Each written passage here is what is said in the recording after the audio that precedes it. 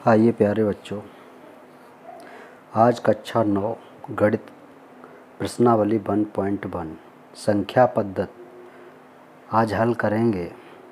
सबसे पहले वीडियो में हमने बताया था कि प्राकृत संख्या क्या होती हैं, पूर्ण संख्याएं क्या होती हैं। तो सबसे पहले प्यारे बच्चों, वीडियो जो फर्स्ट पड़ी हुई है प्राकृतिक संख्या के बारे में जो हमने समझाया है, पहले हम उसको देखेंगे। उसके बाद हम प्रश्नावली 1.1 हल करते हैं। तो क्वेश्चन नंबर पहला दिया गया है 1.1 प्रश्नावली का कि क्या शून्य एक परमेय संख्या है? क्या इसे आप P/Q के रूप में लिख सकते हैं, जहां P और Q पूर्णांक हैं और Q नॉट इक्वल टू 0 है।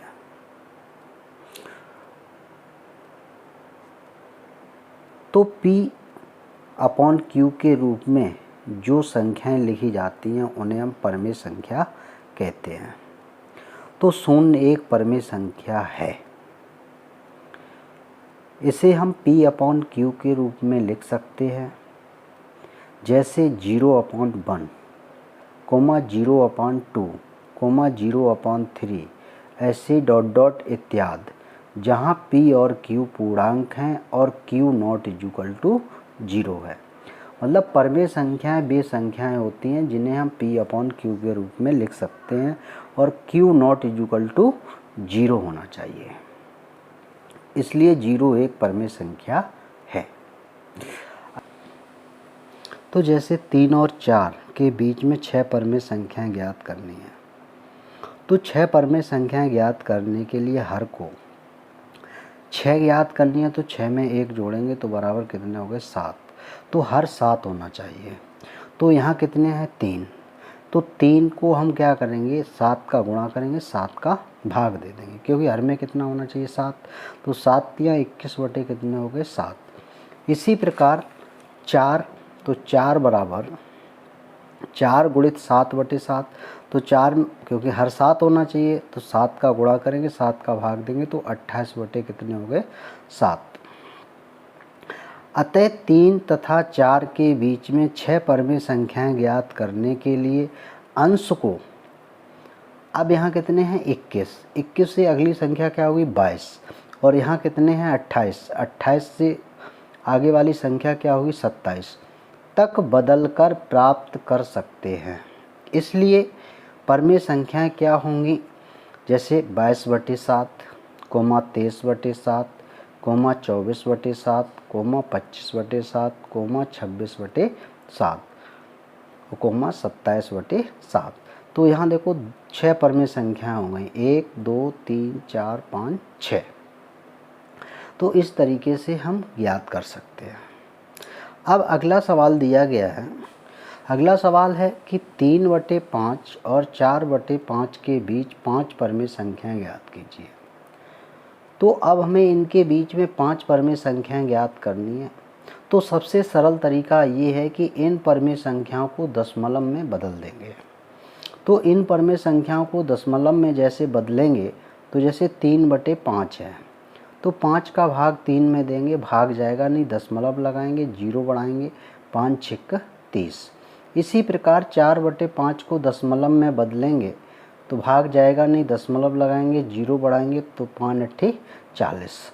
अब 0.6 और 0.8 के बीच में हमें 5 परमेय संख्याएं ज्ञात करनी है। तो 3 बटे 5 और 4 बटे 5 के बीच में 5 परमेय संख्याएं कौन सी होंगी? जैसे 0.61, क्योंकि अब हम इसे 0.60 को 0.60 भी लिख सकते हैं, ऐसे 0.80 लिख सकते हैं। तो इनके बीच में 5 परमेय संख्याएं कौन सी होंगी? जैसे 0.61, 0.62, 0.63, 0.64, 0.65। ये 5 परमेय संख्याएं ज्ञात कर सकते हैं। अगला क्वेश्चन दिया गया है, क्वेश्चन नंबर 4 दिया गया है कि नीचे दिए गए कथन सत्य हैं या असत्य हैं, कारण के साथ अपने उत्तर दीजिए। पहला क्वेश्चन है कि प्रत्येक प्राकृतिक संख्या एक पूर्ण संख्या होती है। ये क्वेश्चन कैसा है? सत्य है या असत्य है? तो ये क्वेश्चन हमारा सत्य है, क्योंकि सभी प्राकृत संख्याओं और जीरो के संग्रह से पूर्ण संख्याएं बनती हैं। जो हमारी प्राकृत संख्याएं होती हैं उनमें अगर जीरो को भी शामिल कर दिया जाए तो वो संख्याएं पूर्ण संख्याएं बन जाती हैं। तो इसलिए ये कथन हमारा कैसा होगा, सत्य होगा। अगला क्वेश्चन कह रहा है कि प्रत्येक पूर्णांक एक पूर्ण संख्या होती है। तो ये कथन हमारा कैसा है, असत्य है। क्यों कि ऋणात्मक पूर्णांक एक पूर्ण संख्या नहीं होती है।